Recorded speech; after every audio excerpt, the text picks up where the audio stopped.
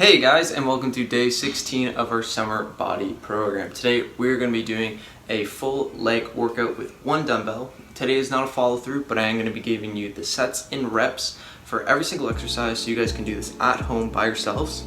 And let's get right into the first exercise. Okay guys, so for our first exercise we're going to be doing a superset of close stance squats and squat pulses.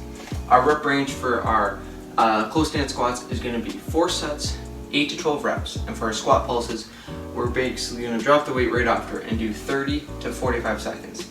And the reason why there's like a wide rep range, like 8 to 12, like a 4 rep difference, and 30 to 45 seconds, and there's a 15-second difference, I'm doing this because, one, I don't know how heavy the dumbbell you're using is. For me, I have an interchangeable dumbbell. Right now I only have 30 pounds on. So for me, I might do higher up on that rep range, right? Like I might hit the 12, and then I might go for the 45. But the thing that changes is also, I don't know how heavy your dumbbell is, and 2, I don't know how strong you are in comparison to that dumbbell.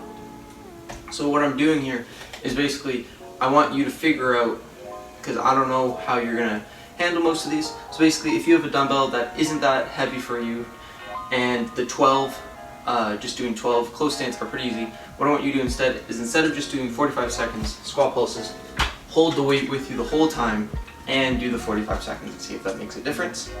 And basically a lot of these are going to have wide rep ranges, and just basically if it's too easy, go on the higher end. If it's too easy, slow down the pace. Basically I'm going to show a quick demonstration of our first exercise. So for close stance squats, basically we're gonna have our heels touching each other. Your toes can touch each other. I like to face them out a little bit so my knees can flare out a bit. We're gonna hold the weight up here. I like to hold it nice and close to my chest, right? Nice and close, so I'm not leaning forward with it. It's nice and close. Basically all you're gonna do, squat down, and you wanna make sure most of the tension is on your quads, because this is more of a quad focused exercise. And on our way down, we wanna do at least 3 seconds on the way down. Hold for 1 to 2 at the bottom, and come up. And on our way up, we want to make sure we're pushing through our quads the whole time, right?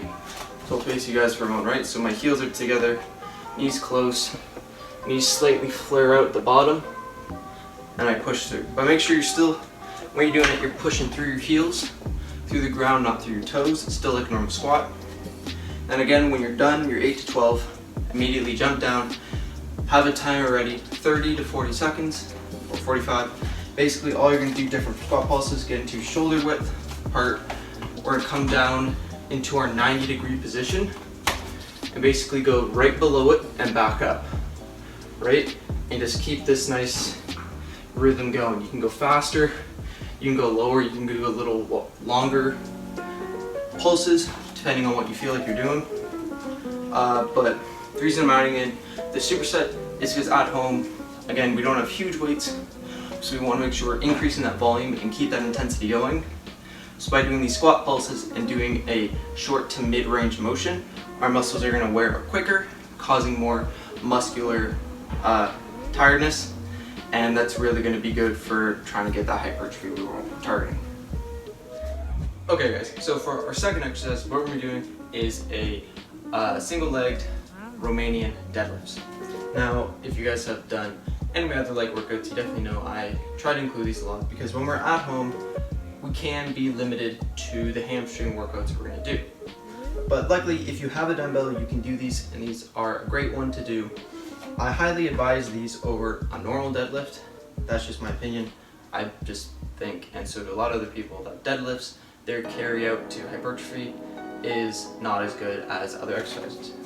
But basically, when we do these, what we want to make sure is that we're keeping a good form the whole time. So again, the rep range in sets is going to be 4 sets, 8 to 12 reps again. And again, depending on where you are, however your dumbbell, you'll hit certain parts of that rep range. And also leave at the end of the episode a whole list of all the workouts. Let's remember, so when we do these, depending on your skill level, even me, I like to still keep 1 foot lightly at the back here. So I'll get a side view for you guys, lightly right here, just to help me balance a little bit. So I'm not hurting my knee too much and I have a nice little balance. What we want to make sure is when we go, we keep our whole body and our back straight, but when we're going down, our chin is not staying up here. We want to keep a straight spine the whole time, and we want to follow through.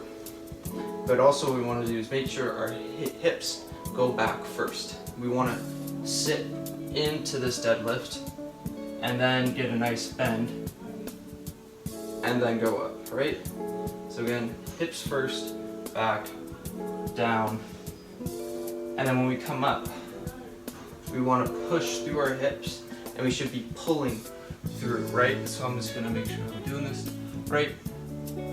Coming up, hips go. We don't want to overdo it and throw our hips through, but we want to come enough so then we're back at perpendicular to the ground.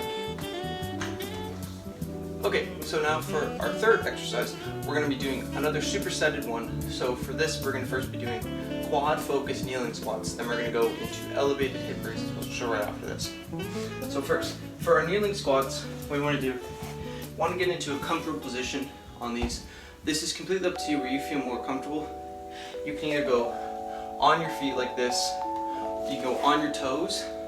I would advise just going straight down if you can. This is just because you can get a little deeper, and if it doesn't hurt your ankles or your heels as much, even better. So then what we're going to do, to make sure we're focusing on our quads, we have to disengage our glutes. For some people that might be kind of hard, but basically what you want to focus on is pushing through your knees. And this might sound bad for some people that have bad knees, but we're not really putting a lot of pressure on our knees per se. We just want to make sure when we come up, we're not pushing through here, right? So our hips isn't necessarily coming forward in front of us. Our hips are staying a little behind, and we're coming up straight, right? So we're not pushing through and trying to activate these, we're trying to activate our quads. And then to get a nice time of tension on the way down, we're gonna actually throw our hips back so they're kind of out of the picture now, and then our quads have to control us, right? So it's basically what we're doing is to make sure our quads helps on the way down more, just sit down into it. And you should feel a lot more in a big stretch coming in here. And now when we have our dumbbell, we're just gonna keep hands here, hold it on. You can grab it however way you want. Just make sure it's nice and close to you. Stand straight up, holding the way down. And with these, make sure we're not pausing at the top, because there is no tension here, right? So we don't want to pause here. What we want to do is we can either hit the top and then sit back down, or we don't actually come straight at all and we keep that little tension by staying a little bent the whole time, right? So if we come back up and I stay a little bent, there's still a little tension on my quads here, and then I'm just going to go with it and come back down. Gently touch your glutes to your heels. You don't want to sit all the way down, because depending on what kind of dumbbell you have, you might not want to sit all the way down. If it's really heavy, like if you don't have strong legs and you got like a 50-pound dumbbell at home for some reason, and these are really hard, yeah, okay. Maybe sit down your heels and take that 1 second there if it's too heavy. But if you only have a 20-pound dumbbell, or you have a 30 like I have just for this one, and you have decently strong legs, try your best not to stop, and that would really make this exercise harder and really stimulate more growth. And now for the supersetting portion, we're going to be doing our elevated hip thrusts. Now, I like doing these other than just normal hip thrusts, because by adding a little elevation, our hamstrings get engaged a little more, and we can really focus on a deeper stretch since our legs are up higher, so our glutes can actually go deeper, allowing us to get a better stretching. So what we want to do is, you can do it either way how you want to set up. How I like to do it, get your feet up first. Heels can be however high you want. I'm just going to put them on the wood for now. From right there, grab your dumbbell, put it on your hips. It can be on your abdominals, depending on mine. Mine's just a really wide dumbbell, so mine's going to sit kind of weird. All you're going to do is you want to come in a little closer, and we're going to push through. Push the dumbbell so it stays up. Come all the way through. And we want to make sure we're kind of going past parallel, right? So we don't want to stop here. We want to go a little past and make sure our glutes fully engage during these. And we want to make sure during the whole time on the way down, we're keeping tension, right? So we're tensing up our hamstrings and our glutes on the way down. And really focusing on that time under tension during these the whole time. And for our very last exercise, so our fourth exercise, we're going to do another superset. But now we're going to be hitting our calves. And I know for a lot of people, calves might not be their favorite thing to hit, but honestly, you should hit them because they are, in my opinion, I like doing them. And I think they're fun, and I think it's cool to have good, nice looking calves because I think they're a nice little thing, and I think they make you look very aesthetic. So what we're going to do for our first thing is we're going to, for our first exercise, we're going to be doing elevated calf raises. So we're going to do, I have this little block right here. If you have other things, some books you can stack up, perfect work. Honestly, the best thing in the world probably is just your stairs. I have stairs right beside me, but I can't really set up the camera great right there. So for right now, I'm just going to be using this little block. So I'm going to look kind of weird on this thing, but basically what we're going to do, I'm going to use this just so I don't fall off this thing, is also, you can also use a ball. Basically what we're going to do is when we come up, we want to get into a nice tall calf raise. I'm going to bend here so I can frame, right? Nice tall. And basically the purpose of these elevated calf raises is when we come all the way down, our heels go below parallel and our calves now become stretched.